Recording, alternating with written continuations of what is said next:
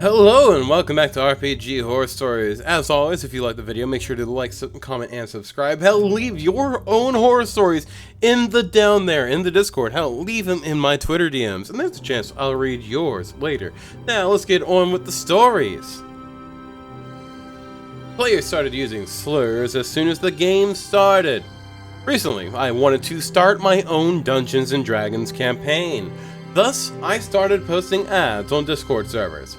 I found 5 people who wanted to play. I sent them a few rules like no metagaming. I did not have many ground rules as I thought we would lay them as we play along.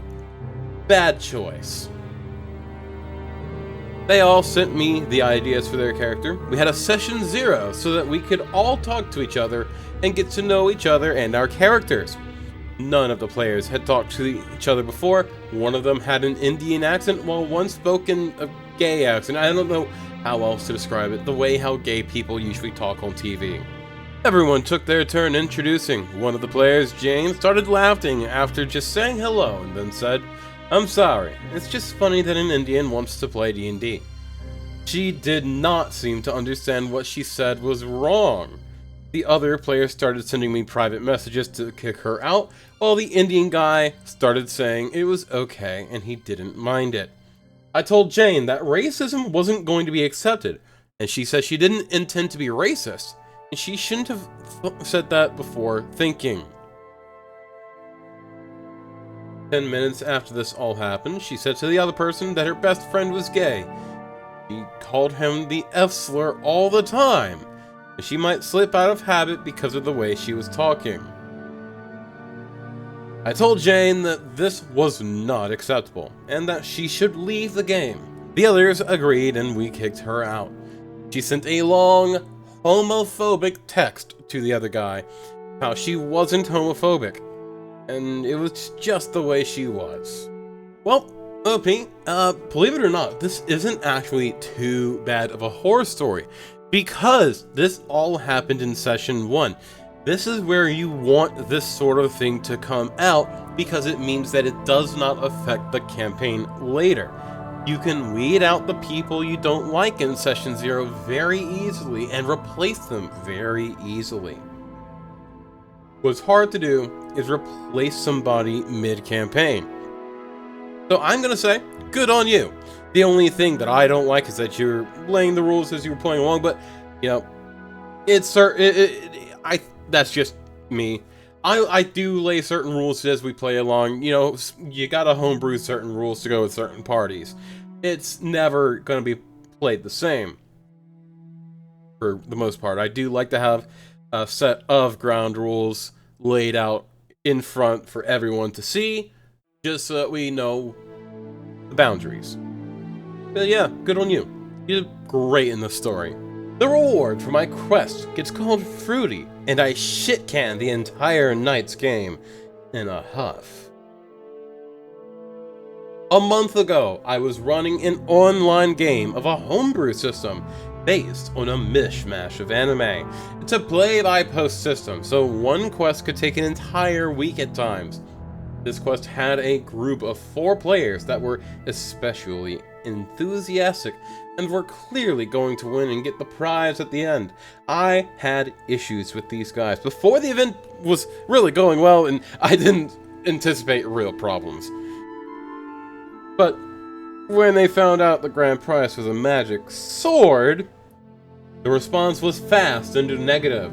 The players outright said they didn't care, and 2 became incredibly hostile, spamming chat and harassing myself and other mods and admins with complaints. One player goes as far as to demand a full retcon, saying they didn't do all this for some free sword. I was shocked to say the least, and ultimately, I just canceled the entire thing. I stepped away from the event and other admins tied it off with very minor rewards instead. And ultimately, the grand prize was put away to use later on an NPC. Not the worst horror story, but getting my designs absolutely shat on killed my enthusiasm. Thankfully, these players have since left the game for other reasons, which I may post about later. but this moment stuck with me as especially disappointing. Edit. Don't really have time to converse or reply to comments, but I got a lot of requests for information. For those curious, the sword was a ripoff of the healing sword from Inuyasha, a sword that cannot cut but can heal any wound and save potentially thousands of souls in a single swing. But it can harm demons, ghosts, and similar things. Some of the players, when they fully understood the powers, were into it, but by then, it had already been locked out. Yeah, I really don't fucking understand what they don't like about this sword. Oh, it's some fruity sword because it heals and can't deal damage. This sword is absolutely over fucking powered, and they would have loved the sword when they got their hand on it. They absolutely screwed themselves, shot themselves in the foot because they didn't want some fruity sword.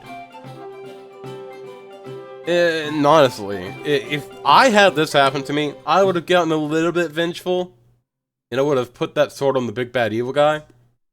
You know, for the big bad evil guy to be able to, you know, heal himself by slashing himself with a sword, pretty fucking overpowered. So a PC got killed with nothing he could have done. I'm gonna actually just reword this for my thumbnail purposes as DM power word kills a player. So, I am playing a Warhammer Fantasy Role-Playing 4th edition with a group of friends. Last session, one of the party members, we will call him Carl for clarity, opened a drawer at an evil wizard's lair, and some purple ink splashed him and went through his clothing to put a mark on his body. I later recognized similarities with the symptoms of a magical illness we already encountered that killed people. We ended the session shortly after, so nothing else happened. We are gonna play in a few hours, and the DM just drops "Carl is dead" in the Discord. That's the first what the fuck part. The character died without any saving throws or anything at all. He could have done nothing, and the DM just told it casually between the two sessions. But the worst part for me is that we are traveling on a boat, and Carl had a shitload of expensive stuff and armors, which matters a lot in Warhammer. We spent lots of money for that session as well. And the Dungeon Master said that we can't gather his stuff because he fell into the water. I can't see how it can make sense if he was sick. It feels just like the DM did us a big fuck you. I have already had problems with a few player versus Dungeon Master situations in this campaign, but this just tops it off. Edit. So, a day after I've managed to talk with the player of Carl and the Dungeon Master, what happened is that due to the plague, which still happened without any saving throws possible, Carl could have died at any time, so Carl's player decided to not have that and to kill him directly. It was poorly handled, in my opinion, by how it was told and such. About the stuff, after some debate with the Dungeon Master, we could finally convince him to let us keep Carl's gear and have him not fall into the water, so there is that. This is the complete story. It's not as bad as it first was, but still.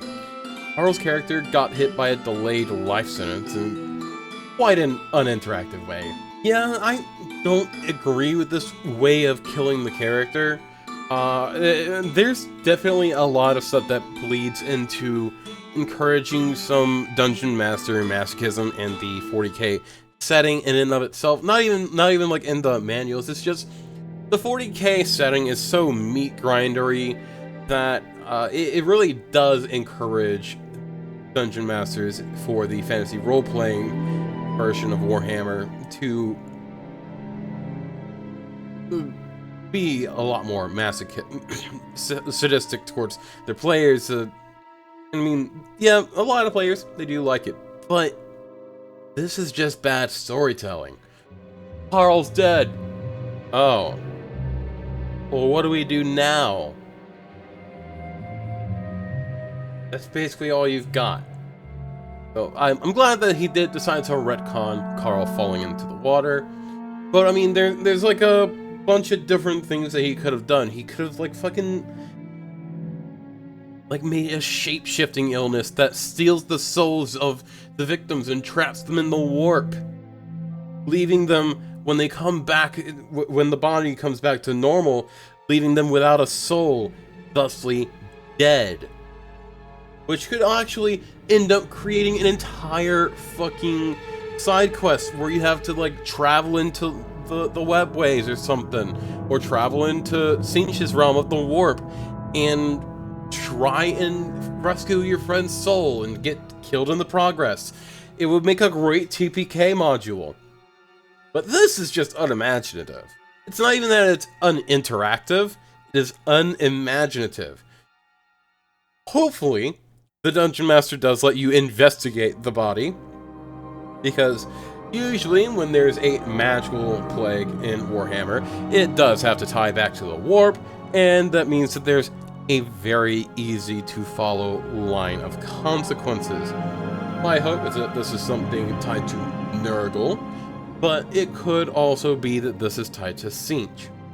That's all we have for today. Much love, stay sexy, and I hope to see you guys tomorrow. Bye bye!